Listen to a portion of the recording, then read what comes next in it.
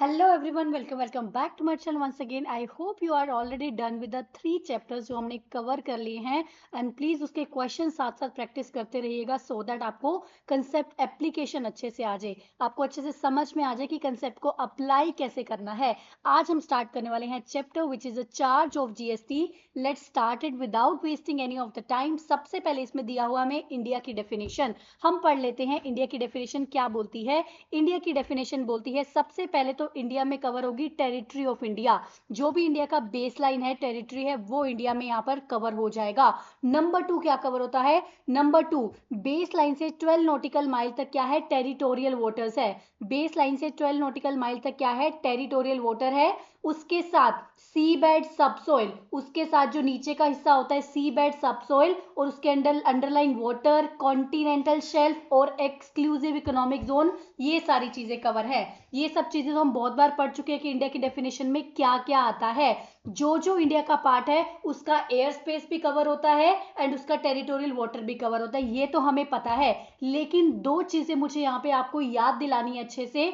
सबसे पहली बात, अगर आप टेरिटोरियल वाटर में, अगर आप टेरिटोरियल वाटर में सप्लाई करते हो या फिर टेरिटोरियल वाटर से सप्लाई करते हो, अगर आप टेरिटोरियल वाटर में सप्लाई कर रहे हो या फिर टेरिटोरियल वाटर से सप्लाई कर रहे हो, फॉर एग्जांपल दिल्ली वाले किसी पर्सन ने टेरिटोरियल वाटर में कुछ सप्लाई किया, उसका place of supply territorial water आता था, तो उसने क्या करा? टेरिटोरियल वाटर में कुछ सप्लाई किया। तो एक बात मुझे बताओ, सप्लाई कहाँ मानी जाएगी? वो जो टेरिटोरियल वाटर में सप्लाई की है, वाटर में रजिस्ट्रेशन लेंगे हम? अरे नहीं। अगर टेरिटोरियल वाटर की बात होती है तो हम ये मान लेते हैं कि वो पॉइंट कहाँ मानेंगे, वो पॉइंट कहाँ पे लोकेटेड है? जो नियरेस्ट कोस्टल पॉइंट है।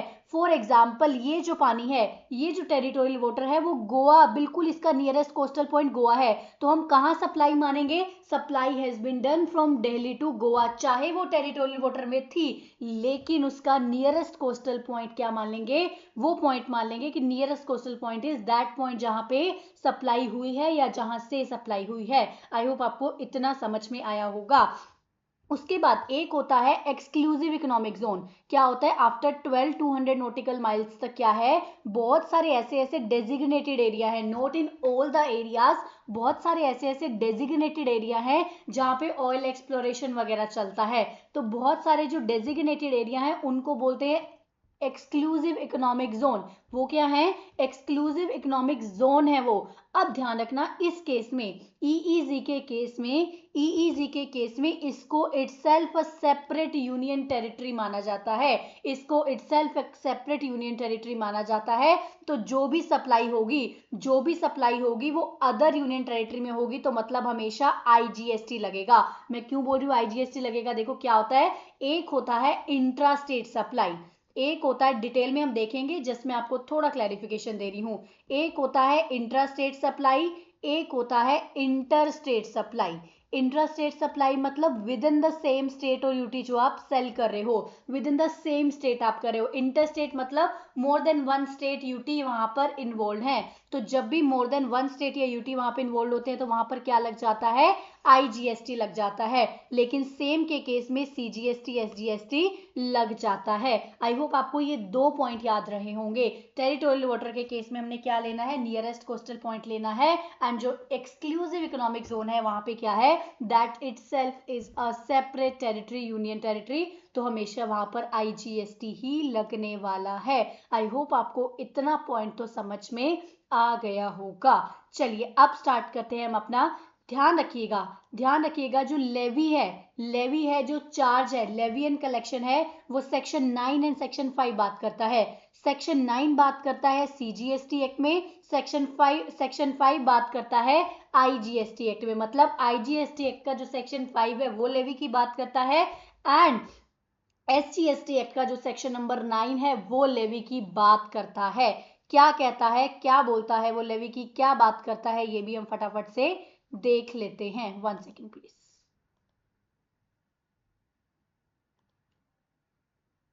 चलिए एक्सप्लेनेशन से ही देखते हैं सो दैट हमें अच्छे से समझ में आ जाए। वो क्या कह रहा है, जो सीजीएसटी है, शेल बी लेविड, सीजीएसटी कब लगता है, इंट्रा स्टेट सप्लाई पे, जब within the same state supply हो रही है तब आपका सीजीएसटी लगेगा। The tax shall be collected in such manner as may be prescribe, जैसे प्रिस्क्राइब होगा टैक्स कलेक्ट किया जाएगा, paid by a taxable person. ध्यान रखना, alcoholic liquor for human consumption, alcoholic liquor for human consumption is outside the purview of GST, उस पे GST नहीं आएगा। Alcoholic liquor for human consumption, उस पे जीएसटी नहीं आने वाला है, क्योंकि वो जीएसटी के दायरे से कंप्लीटली आउट है, उसको जीएसटी के दायरे से कंप्लीटली बाहर किया गया है। तो सीजीएसटी की बात कब आती है, जब आप इंट्रा स्टेट सप्लाई करे हो, within the same state supply करे हो। सबसे पहली बात आप ये समझो, टैक्स कलेक्ट कैसे होता है, टैक्स देता कौन है। उससे भी पहले आपको ये जानना होगा मैक्सिमम सीजीएसटी का रेट कितना हो सकता है। मैक्सिमम सीजीएसटी कितना लग सकता है, 20%। मतलब अगर 20 सीजीएसटी है तो 20 एसजीएसटी भी होगा, तो मैक्सिमम ऑल टुगेदर जीएसटी का रेट मैक्सिमम कितना डिफाइन है, 40% से ज्यादा रेट आप किसी भी अमाउंट पे, किसी भी आइटम पे 40% से ज्यादा का रेट नहीं लगा सकते हैं, because 40% is the maximum rate defined in the IGST and 2020 in the CGST and SGST as well. चलिए उसके बाद क्या होता है, जब भी गवर्नमेंट को टैक्स देना होता है, जब भी गवर्नमेंट को टैक्स देना होता है तो कौन देता है, गवर्नमेंट को हम कहते हैं कि जो सप्लायर है, जो सप्लायर है वो क्या करता है, सप्लायर क्या करता है, सप्लायर आपसे जो भी वो आपको गुड्स सेल कर रहा है, फॉर एग्जाम्पल आपने मुझसे कुछ गुड्स ली, मैं सप्लायर, आप हो रिसिपिएंट, आपने मुझसे कुछ गुड्स ली, मैंने आपको गुड्स तो दी, उसके बदले में आपसे पैसे लूंगी, charges I am going to collect from you. तो चार्जेस के साथ साथ मैंने क्या कहा, जीएसटी भी मुझे दो, जीएसटी भी मुझे दो। एक बात ध्यान रखना, जीएसटी की पेमेंट, जीएसटी का बर्डन वो हमेशा रिसिपिएंट के ऊपर आएगा, जीएसटी हमेशा रिसिपिएंट की पॉकेट पे से जाएगी, अल्टीमेट कंज्यूमर की पॉकेट से जीएसटी जाने वाला है। अब कंफ्यूज नहीं होना है, जीएसटी चाहे फॉरवर्ड चार्ज मैकेनिज्म में हो, फॉरवर्ड चार्ज मैकेनिज्म मतलब क्या, जब सप्लायर आपसे कलेक्ट करके गवर्नमेंट को दे रहा है, जब सप्लायर आपसे कलेक्ट करके गवर्नमेंट को दे रहा है, वो बोलते हैं फॉरवर्ड चार्ज मैकेनिज्म। अगर अगर दूसरा केस क्या होता है, अगर आपको ही बोल दिया जाए टैक्स आप ही जाके गवर्नमेंट को जमा करा दो, that would be a reverse charge mechanism, that would be a reverse charge mechanism. Confuse नहीं होना है, केस कोई भी हो, गवर्नमेंट को पैसा कोई भी जमा कराए, गवर्नमेंट को पैसा कोई भी जमा कराए, बर्डन तो रिसिपिएंट की पॉकेट पे ही आएगा, बर्डन तो अल्टीमेट कंज्यूमर की पॉकेट पे ही आएगा। गवर्नमेंट को देने वाला कोई भी हो, गवर्नमेंट को देने वाला कोई भी हो, तो बर्डन तो हमेशा रिसिपिएंट कंज्यूमर की पॉकेट पे ही आने वाला है। आई होप आपको इतनी बात तो क्लियर हो जाती है। जनरली क्या होता है, जनरली क्या होता है, सप्लायर देता है, लेकिन कुछ ऐसे केसेस हैं जहां पर रिसिपिएंट को बोला गया है कि tax should be paid under RCM only, reverse charge में, मतलब जो रिसिपिएंट है वो टैक्स को पे करेगा, जो रिसिपिएंट है वो टैक्स को पे करेगा। उसके बाद क्या बोला गया, ये हम देख चुके हैं कि जो alcoholic liquor for human consumption है उसको तो जीएसटी की रेट से बाहर ही कर दिया गया है, लेकिन कुछ ऐसी आइटम्स हैं जिस पे अभी तक जीएसटी लेवी नहीं किया है, जब काउंसिल लगाएगी तब उस पे जीएसटी लगना शुरू हो जाएगा, जब जीएसटी काउंसिल उसको रिकमेंड करेगी तब उस पे जीएसटी लगना शुरू हो जाएगा। कौन कौन सी आइटम है, petroleum crude, high speed diesel, motor spirit, natural gas, aviation turbine fuel. आप याद रखो पेट्रोलियम से रिलेटेड चीजें हैं। एक चीज और मैं आपको बताती हूँ, आपको चीजों को रट्टा लगाने की ट्राई नहीं करनी है, you just need to remember in the mind. अगर आपको एग्जाम में वो चीज दिखे तो आपको पता होना चाहिए कि yes this is the thing which is the covered under outside the scope of GST. बहुत सारी चीजें ऐसी आएंगी, बिकॉज स्ट्रेट फॉरवर्ड क्वेश्चन बहुत कम आते हैं, ये लिखो वो लिखो, वो नहीं आने वाला है। आपको एक सिनेरियो दिया होगा, उससे आपको क्वेश्चन करना है, तो सॉरी सिनेरियो में वो चीज लिखी होगी ऑलरेडी, तो आपको वो पढ़ के क्लिक होना चाहिए कि ये चीज कहाँ पर कवर है. So this is the way you have to prepare GST. ऐसे आपको जीएसटी को प्रिपेयर करना है. तो कौन कौन सी आइटम जिसपे बिल्कुल भी नहीं आएगा, alcoholic liquor for human consumption. Number 2, लेकिन ऐसी आइटम जिसपे काउंसिल जब चाहेगी तब लगा लेगी, that is a petroleum crude. इधर देखो, क्या मेरे साथ बोलो, petroleum crude, high speed diesel, motor spirit, natural gas, aviation turbine fuel हो जाएगा यहाँ पर. तो ठीक है, उसके बाद बोलता है, उसके बाद क्या बोलता है, all the goods imported into India. अब मुझे एक बात आप बताएंगे, अब मुझे एक बात बताएंगे, गुड्स की इंपोर्ट पे, गुड्स की इंपोर्ट पे भी जीएसटी, क्या क्या गुड्स की इंपोर्ट भी जीएसटी से कंबाइंड होगी? क्या गुड्स की इंपोर्ट पे भी जीएसटी लगेगा? नहीं, गुड्स की इंपोर्ट पे लगने वाला है कस्टम्स.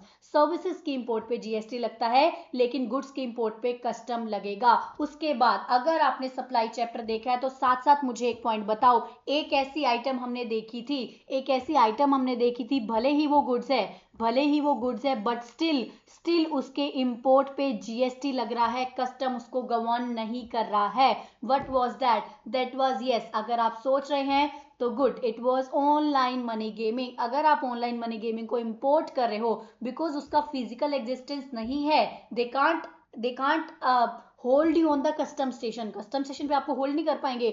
ऑनलाइन मनी गेमिंग है, भले ही वो एक्शनेबल क्लेम है, भले ही वो गुड्स की डेफिनेशन में आता है, गुड्स का इंपोर्ट तो कस्टम में कवर होता है, but still online money gaming जो चीज है, उसको हम क्या करेंगे, उसको हम करने वाले हैं गवर्न, उसको हम करने वाले हैं गवर्न जीएसटी के साथ ही. आई होप आप अब लिंक कर पा रहे होगे चीजों को. चलिए, उसके बाद क्या आता है, उसके बाद आता है नेक्स्ट पॉइंट, आता है हमारा reverse charge mechanism. Reverse charge mechanism, reverse charge mechanism क्या होता है? जहां पर रिवर्स चार्ज मैकेनिज्म एक ऐसी चीज है जहां पर गवर्नमेंट को जो टैक्स जा रहा है, जहां पर गवर्नमेंट को जो टैक्स जा रहा है, वो सप्लायर ना देकर, सप्लायर कहता है मुझे तो बस मेरा पैसा दो, जो गवर्नमेंट टैक्स का पैसा जाके तुम जमा कराओ. मतलब नोटिफाइड, कुछ नोटिफाइड सर्विसेज या गुड्स हैं जिसपे रिवर्स चार्ज मैकेनिज्म में जीएसटी जाएगा. मतलब मैंने आपको कुछ गुड सेल करी, तो पहले तो क्या होता था, मैं आपसे पैसा ले लेती थी, साथ में मैं आपसे क्या कर लेती थी, टैक्स का अमाउंट लेके गवर्नमेंट को जमा करा देती थी. I was just intermediary, tax लेकर गवर्नमेंट को जमा कराना.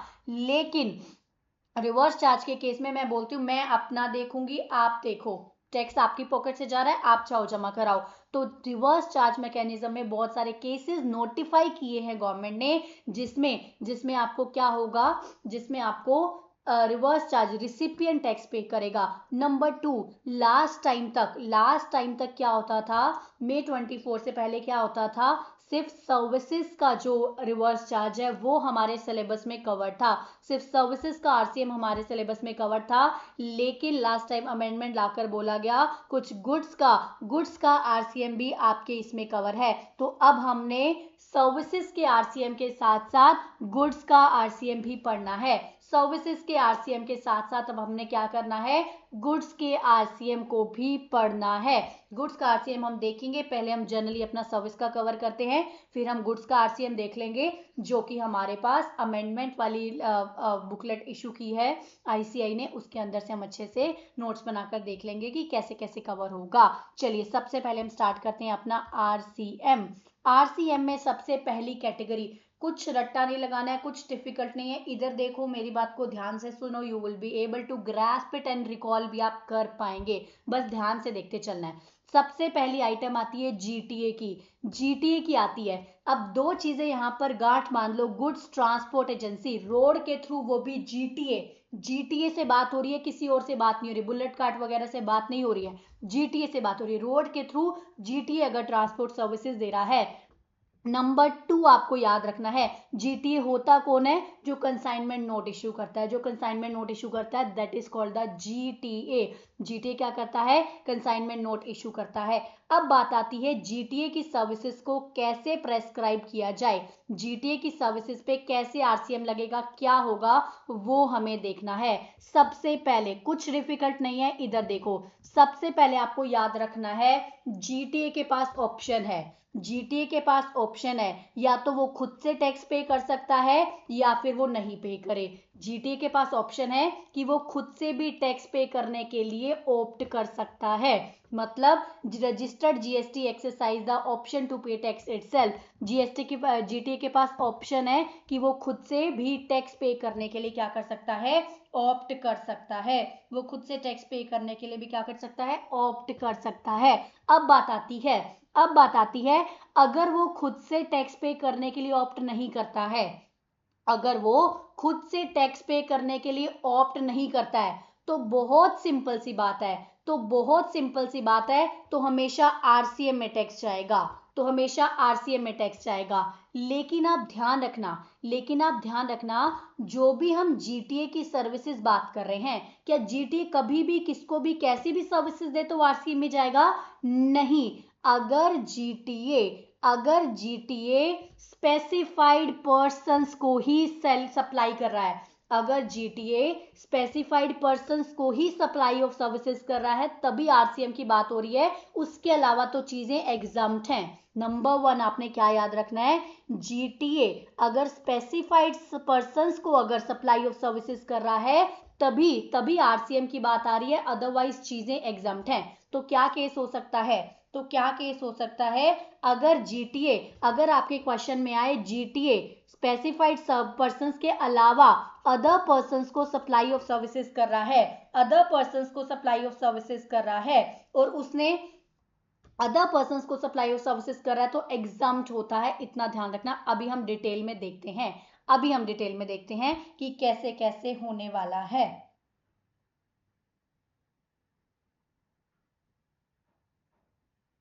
तो इतनी बात तो आपको याद होगी, अगर जीटीए किसी अदर पर्सन को, स्पेसिफाइड पर्सन आएगा तो हम देखेंगे क्या करना है, अदर देन स्पेसिफाइड पर्सन है तो एग्जम्प्ट है। इतना आपको याद हो गया, डन। तो हम आगे बढ़ते हैं, नंबर 2 हम देखते हैं स्पेसिफाइड पर्सन। ठीक है, इतना हमें समझ में आ गया कि स्पेसिफाइड पर्सन को दोगे तभी आरसीएम को चेक करना है, अदरवाइज हमने चेक नहीं करना है, अदरवाइज कुछ भी इसमें चेक करने वाला नहीं है। अब आता है, हमने क्या बोला, अगर जीटीए ऑप्ट करता है कि मुझे टैक्स नहीं पे करना, अगर जीटीए खुद से टैक्स पे करने के लिए ऑप्ट ही नहीं करता है, तो सिंपल सी बात है, जो स्पेसिफाइड पर्सन रिसिपिएंट है वही आरसीएम में टैक्स देगा 5% की रेट से। जब भी आरसीएम में टैक्स जाएगा वो 5% की रेट से जाने वाला है। जीटीए के केस में हमेशा अगर आरसीएम एप्लीकेबल है तो 5% की रेट से एप्लीकेबल है, अगर आरसीएम एप्लीकेबल है तो 5% की रेट से एप्लीकेबल है। इधर देखो हमने क्या बोला, अगर जीटीए सर्विसेज दे रहा है किसको, मैं थोड़ा डिटेल में जा रही हूँ सो दैट आपके माइंड में फिट हो जाए।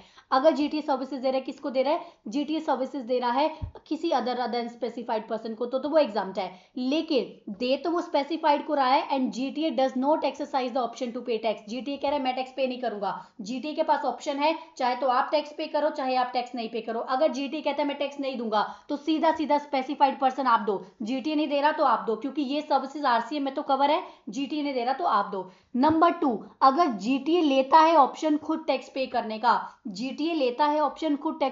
का, तो भी उसके पास दो चीजें हैं, या तो 12% ऑप्ट करता है या फिर 5%। अगर वो 12% की रेट से देता है या फिर 5%, इतना तो आपको समझ आना चाहिए। अगर जीटीए देना चाह रहा है टैक्स, अगर जीटीए टैक्स देने का ऑप्शन एक्सरसाइज कर रहा है, तो वो वहीं पे फॉरवर्ड चार्ज बन जाता है, फॉरवर्ड चार्ज बन जाता है। अगर जीटीए ने ऑप्शन एक्सरसाइज कर लिया टैक्स पे करने का, तो there is no more RCM there, तो वो फॉरवर्ड चार्ज बन जाएगा। तो लेकिन तब भी जीटीए के पास दो ऑप्शन है, क्या दो ऑप्शन है, 12% या 5%। अगर 12% है या 5% है, देगा तो हमेशा जीटीए, टैक्स तो जीटीए देगा क्योंकि जीटीए ने ऑप्ट कर लिया। लेकिन डिफरेंस क्या है 12 या 5 में, डिफरेंस ये है, अगर उसने 12% ऑप्ट किया, तो जीटीए ये सर्विसेज देने के लिए जो भी इनपुट सर्विसेज लेगा, जीटीए को जो भी सर्विसेज लेनी होंगी इनपुट में, उस पे उसको आईटीसी मिलेगा। लेकिन अगर वो 5% पे देना चाहता है तो उसको अपनी चीजों का इनपुट नहीं मिलेगा, तो जो भी चीजें वो रिसीव कर रहा है उस पे उसको इनपुट नहीं मिलेगा। This is the different. तो फटाफट से मेरे साथ बताएंगे, क्या आपको याद हुआ? सबसे पहले हमने क्या बोला, अगर जीटीए सर्विसेज दे रहा है other than other than specified person को, अदर देन स्पेसिफाइड पर्सन को दे रहा है तो वो तो एग्जाम्प्ट ही है, दैट इज एग्जाम्प्ट ओनली। लेकिन अगर जीटीए ऑप्ट करता है टू पे द टैक्स, अगर जीटीए ने टैक्स पे करने के लिए ऑप्ट कर ही लिया है तो वो फॉरवर्ड चार्ज ही बन गया, क्योंकि GTA is the supplier of the services, वो टैक्स पे कर रहा है। लेकिन अगर वो tax epsilon naught to pay tax लेता है तो मतलब वो सीधा सीधा आरसीएम में आएगा, तो जो स्पेसिफाइड रिसिपिएंट है वो आरसीएम में टैक्स देगा। लेकिन एफसीएम में भी दो केसेस थे, वो 12% ऑप्ट करता है या 5, डिफरेंस क्या था, दोनों में टैक्स तो जीटीए ही देगा, दोनों में टैक्स तो जीटीए ही देगा। लेकिन डिफरेंस क्या है, अगर वो 12% ऑप्ट करता है वो अपने इनपुट पे आईटीसी ले पाएगा, अगर वो 5% ऑप्ट करता है तो अपने इनपुट पे आईटीसी नहीं ले पाएगा। उसके बाद बोला क्या है, where recipient is other than the specified person, अगर स्पेसिफाइड पर्सन के अलावा कोई रिसिपिएंट है तो जीएसटी इज एग्जाम, जो चैप्टर 4 में हमें एग्जाम्शन चैप्टर में हमें गिवन है, वो हम वहां भी एक बार देख लेंगे। आई होप आपको इतना समझ में आया। Now the question arises, now the question arises who all are the specified person, specified person कौन है वो हम फटाफट से देख लेते हैं। Number one is a factory, factory is a specified person, factory any factory registered under और govern by the factory act, कोई भी फैक्ट्री जो फैक्ट्री एक्ट में रजिस्टर्ड है वो, कोई भी सोसाइटी जो सोसाइटी एक्ट में रजिस्टर्ड है वो हो जाएगा, कोई भी सोसाइटी जो सोसाइटी एक्ट में रजिस्टर्ड है वो हो जाएगा, या फिर कोई भी क्या है कोऑपरेटिव सोसाइटी, कोई भी क्या है कोऑपरेटिव सोसाइटी, कोई भी कोऑपरेटिव सोसाइटी है तो वो भी हो जाएगा। Any person registered under CGST और एसजीएसटी आईजीएसटी एक्ट, मतलब कोई भी रजिस्टर्ड पर्सन होगा, कोई भी रजिस्टर्ड पर्सन होगा तो वो भी इसमें कवर हो जाएगा। एनी बॉडी कॉर्पोरेट, कोई भी बॉडी कॉर्पोरेट होगा वो भी कवर हो जाएगा। आप खुद देखना, जो ढंग के जिन पे लगा सकते हैं उन्हीं पे ही लगाया है, जिन पे लगा सकते हैं उन्हीं पे ही लगाया है, ध्यान रखना। उसके बाद आता है any partnership firm whether registered or not registered under any law, ये बात स्टार मार्क करना, जब भी पार्टनरशिप फर्म आए क्वेश्चन आपको घुमा सकता है अनरजिस्टर्ड पार्टनरशिप फर्म बोल के, अरे भाई कुछ भी हो, is it a partnership firm, that is enough for the RCM, चाहे वो रजिस्टर्ड हो चाहे वो नॉट रजिस्टर्ड हो अनरजिस्टर्ड हो, हमें कोई मतलब नहीं है। पार्टनरशिप देखते ही उस पर क्या हो जाएगा, पार्टनरशिप देखते ही क्या हो जाएगा, उस पर आरसीएम लग जाएगा। Any casual taxable person located in a taxable territory, कोई ऐसा कैजुअल पर्सन है जो टैक्सेबल टेरिटरी में लोकेटेड है तो वहां भी हो जाएगा। देखो याद आपको सिर्फ पता होना चाहिए, बहुत नॉर्मल सी चीजें, फैक्ट्री कवर होगी, सोसाइटी कवर होगी, body corporate registered person cover हो गया, पार्टनरशिप फर्म कवर होगी, है ना, और वही कॉमन सारी चीजें कवर होगी जिसको हम नॉर्मल प्रिडिक्ट कर सकते हैं, पार्टनरशिप फर्म होगी। लेकिन ध्यान रखना पार्टनरशिप फर्म भले रजिस्टर्ड हो या ना रजिस्टर्ड हो, या फिर कोई एक पर्सन जो रजिस्टर्ड है सीजीएसटी एसजीएसटी एक्ट में, registered person, body corporate casual taxable person जो कि टेरिटरी में लोकेटेड है आ जाएगा। उसके बाद क्या बोला, however RCM shall not apply to the services provided by GTA की सर्विसेज, आरसीएम एक तो हमने पढ़ा जीटी अगर स्पेसिफाइड पर्सन के अलावा किसी को दे रहा है तो वो एग्जाम्प्ट है, लेकिन उसमें भी कुछ ऐसे लोग हैं जिसमें क्या कहा गया है, नहीं लगेगा जीटीए की सर्विसेज पे RCM. Reverse charge mechanism shall not apply to the services provided by way of GTA by way of transport, किस किस को अगर वो दे रहा है, ऑब्वियस सी बात है डिपार्टमेंट को, तो क्या डिपार्टमेंट से कलेक्ट करके फिर डिपार्टमेंट को टैक्स देना, हटा दो उस बात को। सबसे पहली बात क्या बोली कि जो डिपार्टमेंट है सेंट्रल स्टेट गवर्नमेंट का, लोकल अथॉरिटी, गवर्नमेंटल एजेंसी, या फिर अगर गवर्नमेंट ने क्या किया है रजिस्ट्रेशन लिया है for the purpose of TDS only, ये सब अगर केसेस हैं तो भी उस पे आरसीएम का केस नहीं आने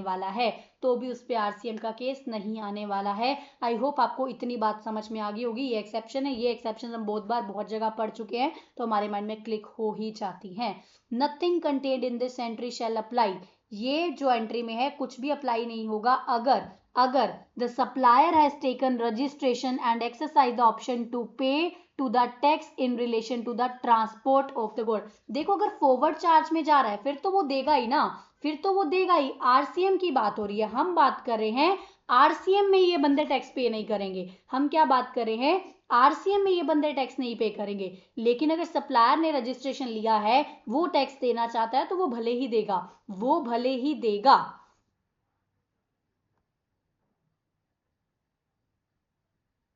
या फिर सप्लायर ने टैक्स इनवॉइस इशू करा to the recipient charging CGST at applicable rate. Simple सी बात है, इन पर्सन्स को आरसीएम की एप्लीकेबिलिटी से हटाया है, बट अगर ऐसे केस में फॉरवर्ड चार्ज है तो फॉरवर्ड चार्ज तो जाएगा।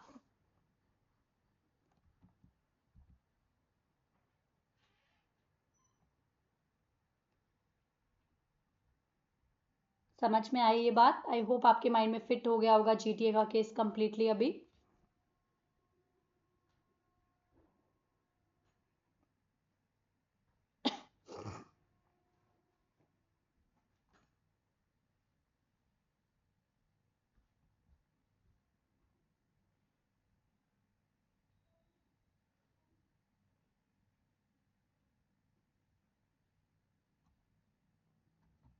Do you able to recall now? Let's move to the next point. Next point आता है हमारा सर्विसेज, जो एडवोकेट सर्विसेज हैं, जो सीनियर एडवोकेट की सर्विसेज हैं या फिर फर्म ऑफ एडवोकेट की सर्विसेज हैं, उसके केस में आरसीएम कैसे लगेगा, उसके केस में आरसीएम कैसे लगेगा। लीगल सर्विसेज की बात हो रही है, कोई भी सर्विसेज, देखो लीगल सर्विसेज तो कोई भी दे सकता है, ऑब्वियस सी बात है। मी बीइंग सीए, अगर मैं आपको कंसल्टेंसी सर्विसेज दे रही हूँ दैट इज ऑल्सो लीगल, लेकिन वो बात कर रहा है एडवोकेट के सर्विसेज की, services provided bye advocate, senior advocate या फिर फर्म ऑफ एडवोकेट की बात कर रहा है। अभी सीनियर वाले को भूल जाओ, हम नॉर्मल बात कर रहे हैं। अगर ये सर्विसेज दी जा रही हैं, किसको किसको दी जा रही हैं, अगर ये सर्विसेज दी जा रही हैं किसी बिजनेस एंटिटी को, कौन सी सर्विसेज, एडवोकेट की सर्विसेज अगर दी जा रही हैं किसको, बिजनेस एंटिटी को दी जा रही हैं।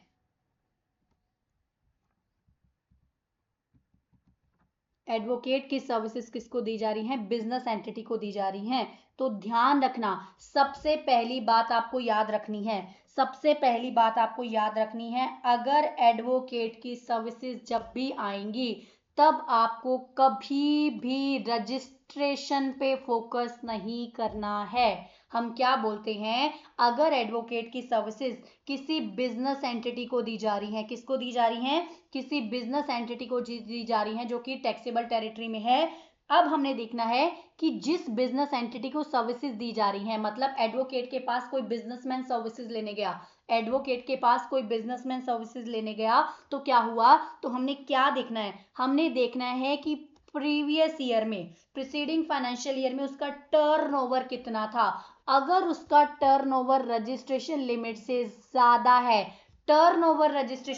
ज्यादा है, तो अल्टीमेटली उस पे आरसीएम में टैक्स आ जाएगा। मतलब आप सोचो, आप क्या हो, आप एडवोकेट हो। अब माइंड में एग्जांपल बना के चलते हैं, आप एडवोकेट हो, आपके पास में आई अपने बिजनेस के रिगार्डिंग कुछ सर्विसेज लेने,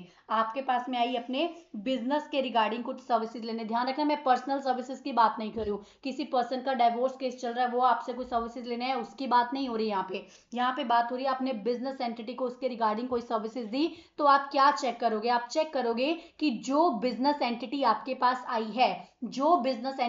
पास आई है उसका प्रीसीडिंग फाइनेंशियल ईयर में जो टर्नओवर है, रजिस्टर्ड है नहीं है भूल जाओ, टर्नओवर जो है क्या वो रजिस्ट्रेशन लिमिट से एक्सीड कर रहा है, मैं ऐसा क्यों बोल रही हूँ रजिस्टर्ड है नहीं है भूल जाओ।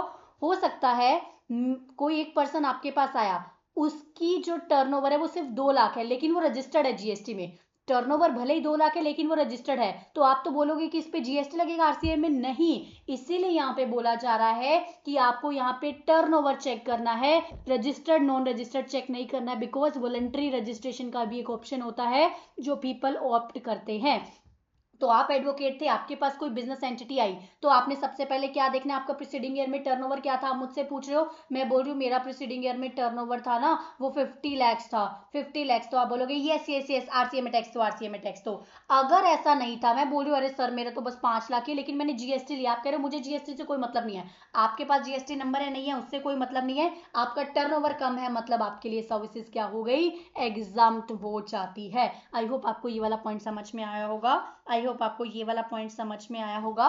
इतनी बात समझ में आई, एडवोकेट के पास जब भी बिजनेस एंटिटी से रिगार्डिंग जो सर्विसेज दे रहा है वो क्या हो जाएगा, वो क्या हो जाएगा, बिजनेस एंटिटी को वो जो सर्विसेज दे रहा है वो क्या हो जाएगा, वो सिंपल सी बात होने वाली है, आपने उसका टर्नओवर चेक करना है प्रीसीडिंग फाइनेंशियल ईयर में। अगर वो रजिस्ट्रेशन लिमिट से ज्यादा है then it would be covered under RCM, otherwise services exempt हो जाएंगी। अदरवाइज का ध्यान रखना, अदरवाइज का मतलब क्या है, एग्जाम्प्ट हो जाएगा। अदरवाइज मैं ये नहीं कह रही कि आप टैक्स दो, एडवोकेट टैक्स देगा, नहीं, अदरवाइज वो क्या किया गया है, एग्जाम्प्ट किया गया है।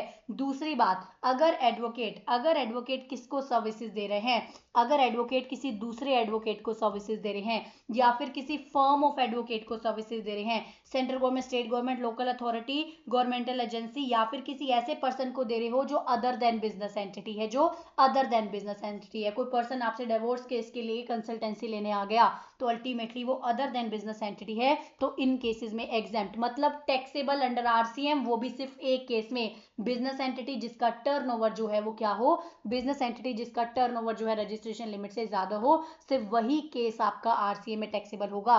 तब भी आपको कुछ नहीं करना है, जो रिसिपिएंट है जिसने आपसे सर्विसेज ली है वो रिसिपिएंट ही आरसीएम में टैक्स देने वाला है, वो रिसिपिएंट ही आरसीएम में टैक्स देने वाला है। आई होप आपको इतनी बात तो समझ में आ गई होगी, इतनी बात तो आपको समझ में आ गई होगी। अब ध्यान रखना, नेक्स्ट आता है एक सीनियर एडवोकेट का केस।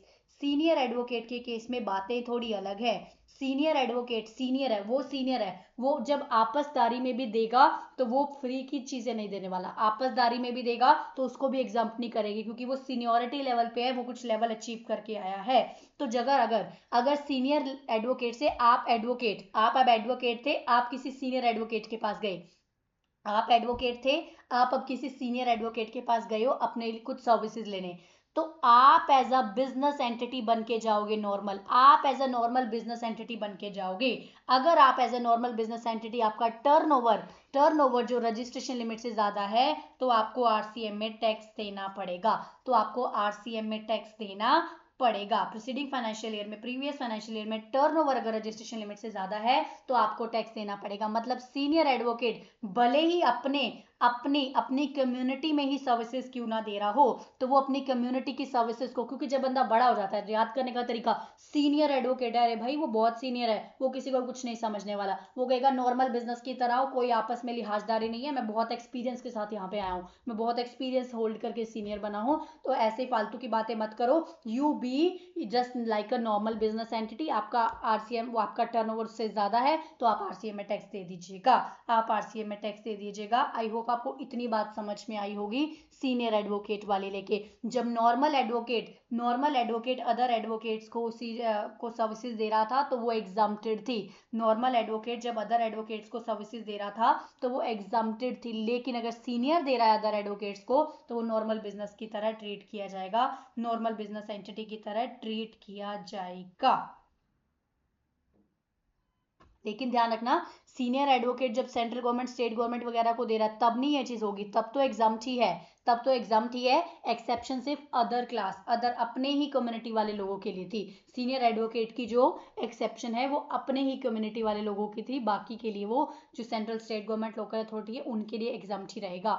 आई होप आपको इतनी बात समझ में आ गई होगी। एक चीज और ध्यान रखिएगा, एक चीज और ध्यान रखिएगा, कहीं बार रिप्रेजेंटेशनल सर्विसेज भी होती हैं, रिप्रेजेंटेशनल सर्विसेज भी होती हैं। आप थे एक advocate, you were an advocate, ठीक है, आपको क्या लगा, आपके पास कोई क्लाइंट आया, उस क्लाइंट के रिगार्डिंग आप सर्विसेज लेने किस पे गए, सीनियर पे गए, मतलब सीनियर एडवोकेट आपको सर्विसेज दे रहा है, यू बीइंग यू, आप आगे किसको दे रहे हो, आप उस बिजनेस एंटिटी को दे रहे हो। तो ध्यान रखना, ऐसे केस में टैक्स तो आरसीएम में ही जाएगा, क्योंकि जब सीनियर किसी एडवोकेट को देता है तो भी वो आरसीएम की बात आ जाती है, जब आप किसी बिजनेस एंटिटी को दे रहे हो वो भी आरसीएम की बात आ जाती है। तो ये दोनों ही कौन देगा, फॉर सीनियर एडवोकेट तो दो टाइप के, दो आरसीएम आ जाएंगे, तो दो आरसीएम आ जाएंगे,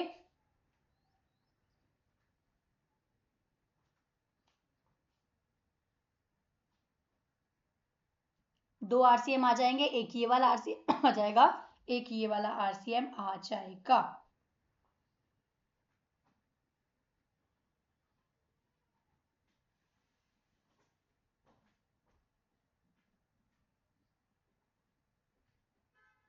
तो ये आरसीएम पे कौन करेगा, ये बिजनेस एंटिटी ही दोनों आरसीएम पे करने वाली है। तो such business entity shall be liable, such business entity shell पे द टू आरसीएम। कौन कौन से आरसीएम देगा, ध्यान रखना वो बिजनेस एंटिटी ही दोनों आरसीएम पे करेगी, ये वाला भी रिप्रेजेंटेशनल सर्विसेज के केस में। आई होप आपको ये बात समझ में आई होगी। हमने 2 पॉइंट पढ़े, जीटी और ये। अब एक बार बिना देखे फटाफट से रिवाइज करते हैं। इधर देखो इधर देखो, बिना देखे फटाफट से रिवाइज क्या करते हैं। सबसे पहले तो हमने पढ़ा था जीटीए। जीटीए के केस में हमने पढ़ा था अदर देन स्पेसिफाइड को दिया, अदर देन स्पेसिफाइड को दिया तो एग्जाम्प्ट है, स्पेसिफाइड को दिया तो भी जीटी के पास ऑप्शन है। अगर जीटी कहता है मैं टैक्स दूंगा, मैं टैक्स दूंगा, मैं टैक्स नहीं दूंगा, तो सीधा सीधा आरसीएम स्पेसिफाइड के केस में वो भी 5%। अगर वो बोलता है मैं टैक्स दूंगा, लेकिन वो फिर सोच में पड़ जाता है मैं किस रेट से टैक्स दूं, वो कहेगा 12% या फिर 5%। दोनों में ही फॉरवर्ड चार्ज है, दोनों ही फॉरवर्ड चार्ज है। ध्यान रखना आरसीएम में लिखा है, ये आरसीएम नहीं है, ये फॉरवर्ड चार्ज हो गया, इसमें जीटीए ही टैक्स दे रहा है। तो अल्टीमेटली अगर वो 12% पे दे रहा है तो उसको आईटीसी मिल जाएगा, अगर वो 5% पे दे रहा है उसको आईटीसी नहीं मिलेगा। लेकिन दोनों में ही टैक्स कौन पे करेगा, जीटीए पे करेगा। उसके बाद हमने देखा एडवोकेट की सर्विसेज। अगर एडवोकेट किसी बड़े बड़े बिजनेस एंटिटी को देता है, देखो बड़े क्या किसको देता है, अदर देन बिजनेस एंटिटी को देता है, वो तो एग्जाम है ही है। अगर बिजनेस एंटिटी को देता है जिसका रजिस्ट्रेशन लिमिट हमने चेक करना है, टर्नओवर चेक करना है। ध्यान रखना क्यों मैं बोल रही हूँ, क्योंकि हो सकता है किसी का टर्नओवर भले ही कम हो लेकिन वो रजिस्टर्ड हो, तो हमें यहाँ पे टर्नओवर पे फोकस करना है। प्रीसीडिंग फाइनेंशियल ईयर में जो टर्नओवर है अगर वो उससे ज्यादा है रजिस्ट्रेशन लिमिट से, तब तो क्या हो जाएगा, रजिस्ट्रेशन लिमिट से अगर ज्यादा है तो अल्टीमेटली वो उसको आरसीएम में टैक्स देना पड़ेगा। अगर कम है तो वो एग्जाम्प्ट हो जाएगा। कम के केस में ध्यान रखना एग्जाम्प्ट हो जाएगा, मैं ये नहीं कह रही कि एडवोकेट टैक्स देगा, कम के केस में एग्जाम्प्ट हो जाएगा। लेकिन कुछ अदर पर्सन अगर वो एडवोकेट्स को देता है, सेंट्रल गवर्नमेंट, स्टेट गवर्नमेंट या अदर देन बिजनेस एंटिटी, कोई पर्सन डिवोर्स केस के लिए आपके पास आया तो एग्जाम्प्ट है, क्योंकि वो अदर देन पर्सनल केस के लिए आपके पास आया है। अदर देन बिजनेस के लिए आया तो वो भी क्या हो जाएगा, एग्जाम्प्ट हो जाएगा। सीनियर अगर अपने ही कम्युनिटी के लोगों को दे रहा है, सीनियर अगर अपने ही कम्युनिटी के लोगों को दे रहा है तो क्या था, तो वो नॉर्मल बिजनेस की तरह उसको ट्रीट करेगा। Me being me, I am the senior, तो आप जस्ट नॉर्मल बिजनेस की तरह मेरे से देखो, आपका बनता है तो लो, नहीं बनता तो नहीं लो। उसके बाद आ जाएगा, उसके बाद हमने देखा रिप्रेजेंटेशनल सर्विसेज के केस में senior to advocate, advocate to business entity. तो रिप्रेजेंटेशन सर्विसेज के केस में जो बिजनेस एंटिटी है वो दोनों के पे कर देगी। जो बिजनेस एंटिटी क्या करेगी,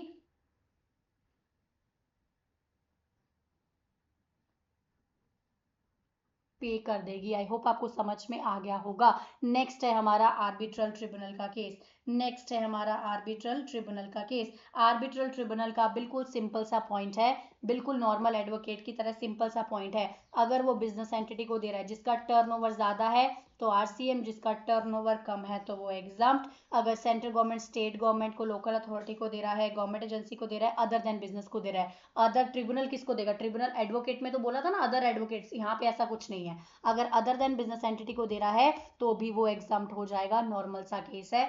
आई होप आपको ये बात भी साथ साथ समझ में आती होगी, ये बात भी आपको साथ साथ समझ में आती होगी। चलिए उसके बाद नेक्स्ट पॉइंट है services provided by sponsorship to any body, corporate और एनी पार्टनरशिप फर्म। सबसे पहले आपको ध्यान रखना है सर्विसेज, स्पॉन्सरशिप की सर्विसेज देने वाला कोई भी पर्सन हो, देने वाला कोई भी पर्सन हो। मान लो आईपीएल को स्पॉन्सरशिप करना था, ठीक है, आईपीएल में किसी टीम को स्पॉन्सर देना था, स्पॉन्सरशिप करना था।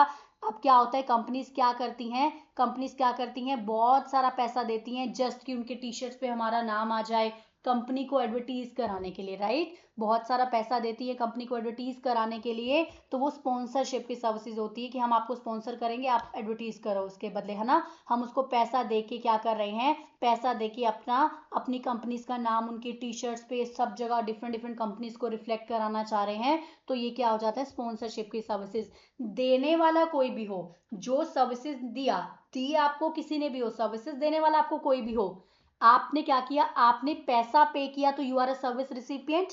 जो पैसा देता है वो रिसिपिएंट होता है, इतना ध्यान रखो। कंफ्यूज नहीं होना है कि मैंने पैसा दे दिया तो मैं ही सर्विस प्रोवाइड, नहीं नहीं।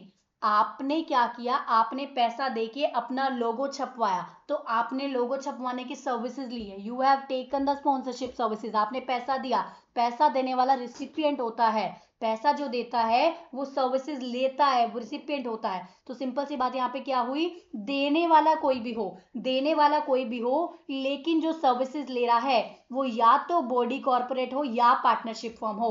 अगर ऐसा केस है तो आरसीएम में टैक्स लग जाएगा। देने वाला कोई भी हो, लेने वाला बॉडी कॉर्पोरेट या पार्टनरशिप फॉर्म हो तो आरसीएम में टैक्स लग जाएगा।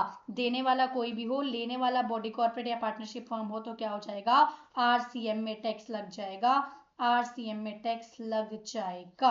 आई होप आपको इतनी बात समझ में आई। ये 4 पॉइंट्स आपको अच्छे से समझ में आ गए, इसके रिगार्डिंग 4 पॉइंट्स आपको अच्छे से समझ में आ गए। नेक्स्ट आता है हमारा services supplied by the central government, state government, UT और लोकल अथॉरिटी। सर्विसेज कौन दे रहा है, सर्विसेज कौन दे रहा है, सेंट्रल गवर्नमेंट, मतलब गवर्नमेंट वाली सर्विसेज आ गई। Central government, state government, union authority, local authority, business entity, कोई भी सर्विसेज दे रहा है, किसको दे रहा है, टू बिजनेस एंटिटी। गवर्नमेंट जो सर्विसेज दे रही है किसको दे रही है, बिजनेस एंटिटी को सर्विसेज दे रही है। कौन सी सर्विसेज की बात कर रहा है, देखो पहली बात तो हमने क्या बात करी, गवर्नमेंट सर्विसेज दे रही है, किसको दे रही है, किसी बिजनेस एंटिटी को सर्विसेज दे रही है। क्या सारी सर्विसेज की बात कर रहा है, नहीं, बहुत सारी सर्विसेज को हटाकर बात कर रहे हैं। किस किस को हटा रहे हो ये भी बता दो।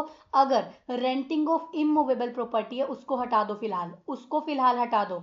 नंबर 2, अगर अगर कोई स्पेसिफाइड डिपार्टमेंट ऑफ पोस्ट की सर्विसेज है, डिपार्टमेंट ऑफ पोस्ट की सर्विसेज है उसको भी हटा दो, क्योंकि वहां भी गवर्नमेंट ने आपने देखा होगा फॉरवर्ड चार्ज में टैक्स देती है, तो ये हटा दो। रेंटिंग क्यों हटा दी, क्योंकि रेंटिंग का अलग चलेगा।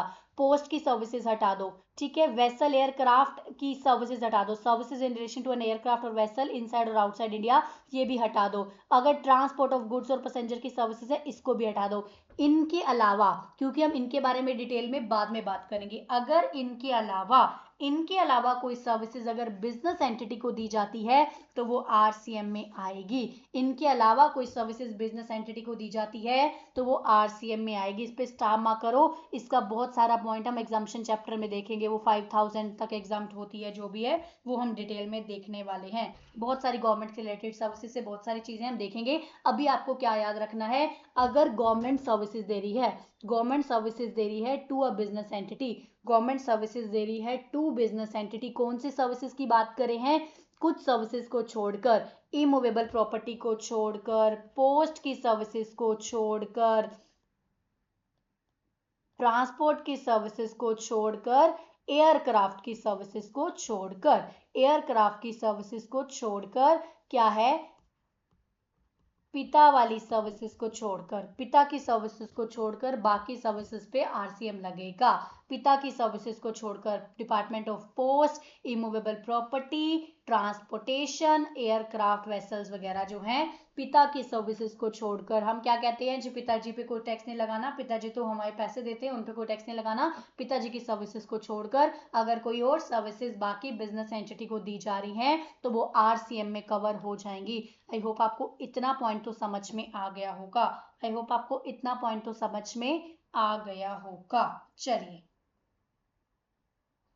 1 मिनट का ब्रेक लेते हैं, पानी पी लेते हैं, आप भी पानी पी लीजिए, फिर चलते हैं अपने नेक्स्ट सर्विसेज पे।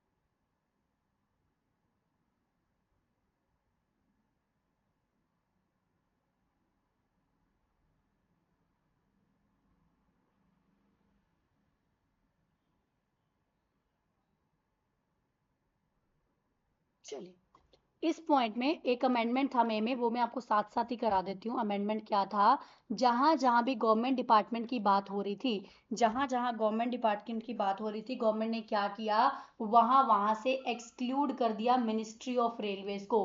वहां से एक्सक्लूड कर दिया मिनिस्ट्री ऑफ रेलवेज को। मतलब मिनिस्ट्री ऑफ रेलवेज के केस में फॉरवर्ड चार्ज रहने वाला है, वहां पे रिवर्स चार्ज की कोई भी बात नहीं हो रही है। तो हमने क्या बोला, वहां पे क्या रहने वाला है, रिवर्स चार्ज की कोई भी बात नहीं हो रही है। तो मिनिस्ट्री ऑफ रेलवेज को यहाँ पे डाला गया था इन द मे अटेम्प्ट। तो क्या बोला गया, मिनिस्ट्री ऑफ रेलवेज के केस में तो फॉरवर्ड चार्ज ही रहने वाला है। मिनिस्ट्री ऑफ रेलवेज के केस में फॉरवर्ड चार्ज ही रहने वाला है। तो सिंपल सी बात है, हम बात करें सेंट्रल गवर्नमेंट स्टेट गवर्नमेंट, वैसे तो क्या होता था लास्ट टाइम तक, तो हम क्या करते थे, central government state government ministry of railway भी इसी में कवर कर लेते थे कि वो भी अगर ऐसी चीजें इन सबको हटा के बिजनेस एंटिटी को देगा वो आरसीएम में आएगा। लेकिन इस बार स्पेसिफिकली बोला कि जब हम इन चीजों की बात कर रहे हैं तो मिनिस्ट्री ऑफ रेलवे को एक्सक्लूड कर दीजिए, क्योंकि मिनिस्ट्री ऑफ रेलवे का कहा जाएगा, ministry of railway forward charge में ही टैक्स देने वाला है यहाँ भी, एंड नेक्स्ट पॉइंट भी जो हम पढ़ने वाले हैं उसमें भी, नेक्स्ट पॉइंट जो हम पढ़ने वाले हैं उसमें भी।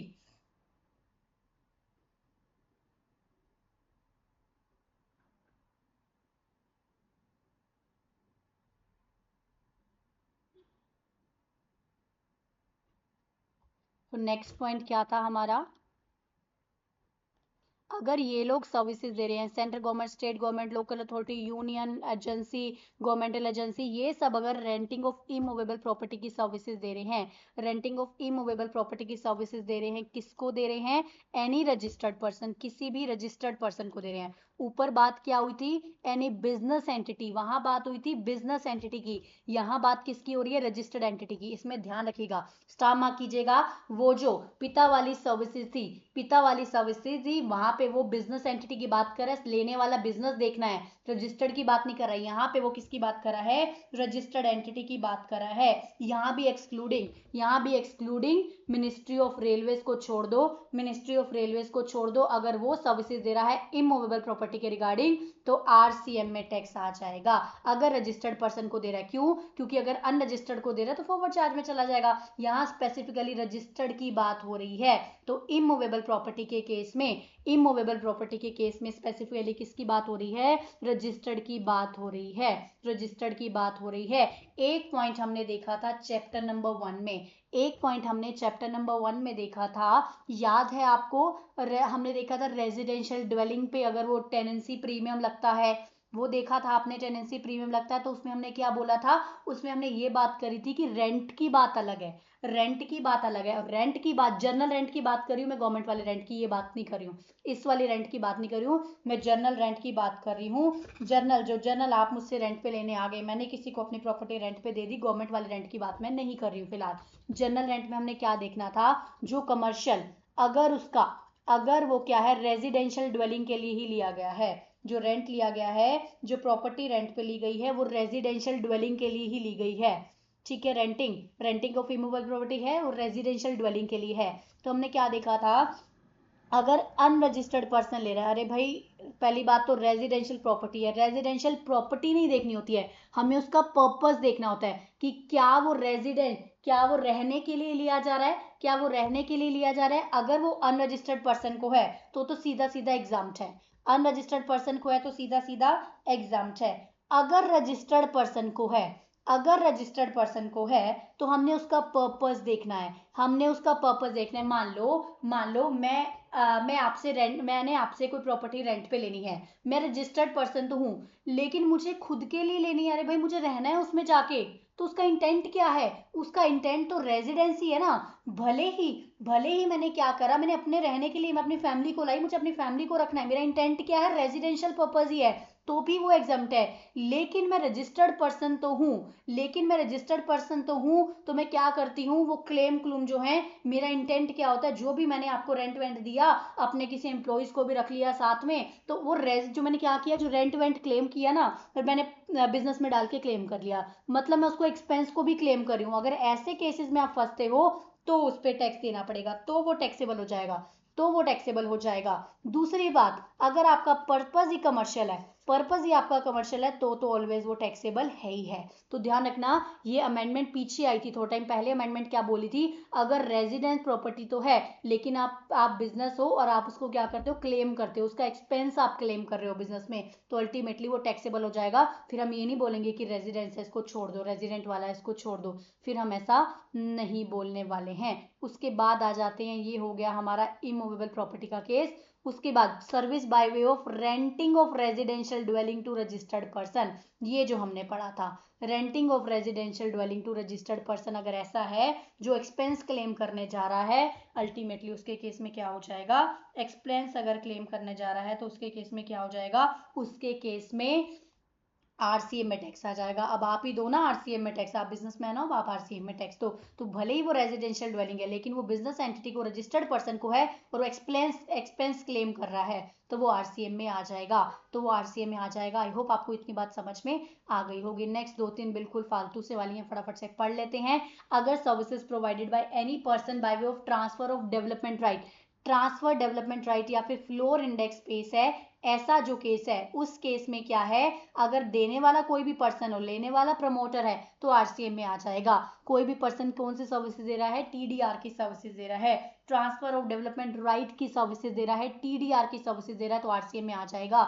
Long term lease by against any consideration, long term lease by against any consideration in upfront amount called सलामी प्रीमियम, अगर जो भी लॉन्ग टर्म लीज दी जा रही है, एनी कंसिडरेशन, कॉस्ट प्राइस का चार्ज किया जा रहा है, development charges, any periodical rent for a construction project by promoter, एक बार रीड कर लेना, कोई भी पर्सन देने वाला हो लेकिन लेने वाला प्रमोटर है तो वो आरसीएम में आ जाएगा, लेने वाला प्रमोटर है तो आरसीएम में आ जाएगा। नेक्स्ट आता है हमारा services supplied by a director, services supplied by a director. सबसे पहली बात, ध्यान से इस बात को सुनिएगा, सर्विसेज सप्लाइड बाय डायरेक्टर, अगर डायरेक्टर कोई सर्विसेज दे रहा है, अगर डायरेक्टर कोई सर्विसेज दे रहा है बॉडी कॉर्पोरेट को, कंपनी या बॉडी कॉर्पोरेट को कोई सर्विसेज दे रहा है, तो इतना तो हमें पता है कंपनी या बॉडी कॉर्पोरेट आरसीएम में टैक्स देगी। Company is a big entity तो कंपनी को बोलेंगे कि आप आरसीएम में टैक्स दो। नंबर टू आपको एक बात याद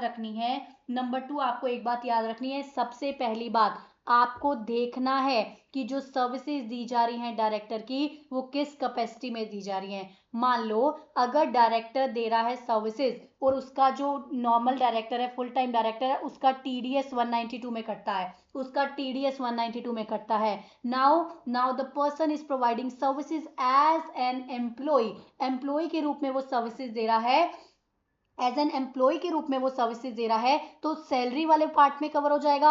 और हमने देखा था कि शेड्यूल 3 नेगेटिव लिस्ट बोलता है कि सैलरी वाले पे तो जीएसटी की बात ही नहीं आती। तो पहली बात, अगर डायरेक्टर वो सर्विसेज दे रहा है, सिटिंग फीस वगैरह चार्ज कर रहा है, अगर वो सैलरी की तरह 192 में उसका टीडीएस कट रहा है, तो हटा दो, तो यहाँ पर वो कवर नहीं होगा। लेकिन अगर वो 1-to-1 सिटिंग फीस वाली सर्विसेज दे रहा है और कंपनी को दे रहा है, तो कंपनी उस पर आरसीएम में टैक्स देगी।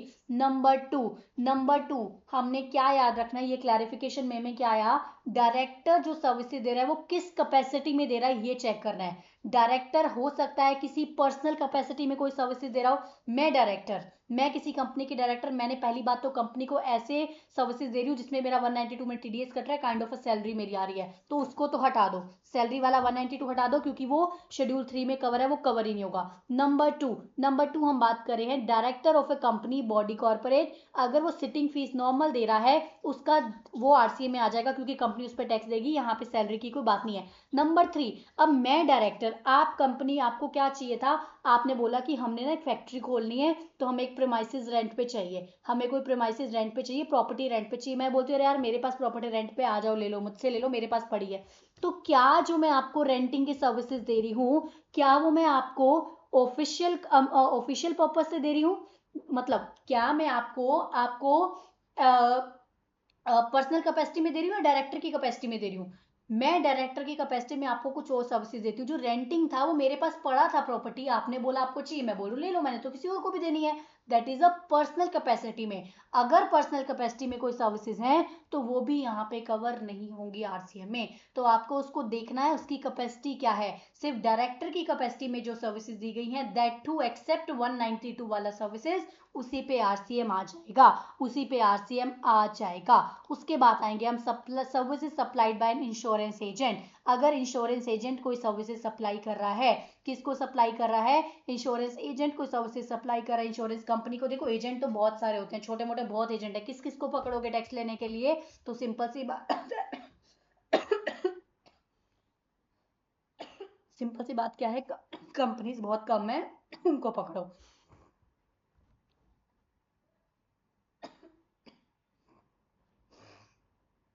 सर्विसेज कंपनीज बहुत कम है, उसको पकड़ते हैं, ठीक है। उसके बाद आता है services supplied by recovery agent. अगर कोई रिकवरी एजेंट सर्विसेज दे रहा है, किसको, बैंकिंग को, फाइनेंशियल इंस्टीट्यूशन को, आप रिकवर करके ला रहे हो, आप सर्विसेज दे रहे हो, आपको पकड़ना बहुत मुश्किल है, लेकिन जो बड़ी बड़ी बैंकिंग कंपनी, फाइनेंशियल इंस्टीट्यूशन है, इनको पकड़ना इजी है, तो अल्टीमेटली वो आरसीएम में टैक्स दे देंगे। अल्टीमेटली वो क्या करेंगे, आरसीएम में टैक्स दे देंगे। उसके बाद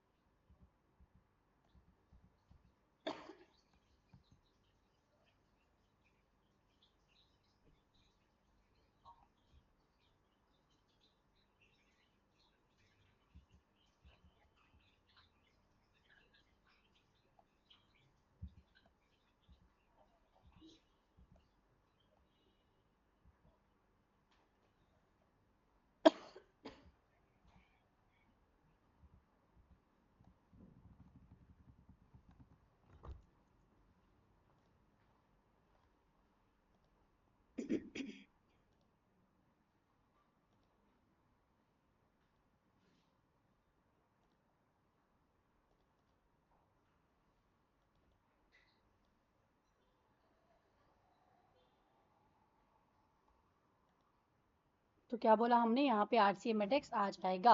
चलिए एक और करते हैं, उसके बाद will cover next in the next lecture. Next lecture में हम कवर क्या करेंगे, जो बचा हुआ पोर्शन है सर्विसेज का वो कवर कर लेंगे इसके बाद।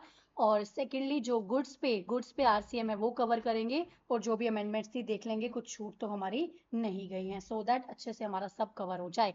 चार्ज ऑफ जीएसटी के 2 पार्ट्स बनेंगे, बिकॉज मुझे डिटेल में कराना, that's why I took it up in detail. उसके बाद हम मूव करेंगे अपने कॉम्पोजिशन लेवल पे। उसके बाद हम मूव करेंगे अपने कॉम्पोजिशन लेवल पे, वो फिर देखते हैं। बट एक पार्ट हम क्या करेंगे इसके बाद एक पार्ट हम कवर करने वाले हैं, एक पार्ट हम देखने वाले हैं इसके बाद गुड्स का, और आरसीएम में जो भी हमारे अमेंडमेंट्स हैं वो सब हम देख लेंगे। तो एक पार्ट और देख लेते हैं, क्या है, services, supply of the services by music composer, photographer, artist. अगर अगर देने वाला सर्विसेज कौन है, म्यूजिक कंपोजर, फोटोग्राफर, कोई आर्टिस्ट है, म्यूजिक कंपनी को कोई सर्विसेज दे रहा है, किसी प्रोड्यूसर को कोई सर्विसेज दे रहा है, तो वो भी आरसीएम में कवर हो जाएगा। तो वो भी आरसीएम में क्या हो जाएगा, कवर हो जाएगा, वो भी आरसीएम में कवर हो जाएगा।